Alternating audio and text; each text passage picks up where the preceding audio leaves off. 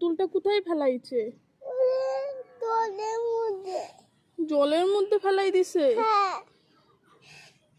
এখন তুমি কাকে নিয়ে ঘুমাবা?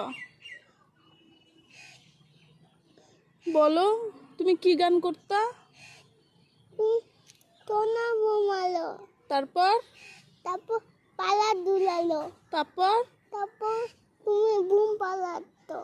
পুতুলকে নিয়ে জড়াই ধরে শুয়ে থাকো তুমি? হ্যাঁ। বাবা পুতুলটা ডেনে ফেলা দিল? হ্যাঁ। এই যে জলে ফেলাই দিছে। হ্যাঁ। তুমি বাবাকে কি বলতে চাচ্ছ? হাওয়া নাচতেছে। ও, হাওয়া আসতেছে। বাবাকে বলবা আসলে নতুন পুতুল আইনে দিতে। হ্যাঁ, হ্যাঁ।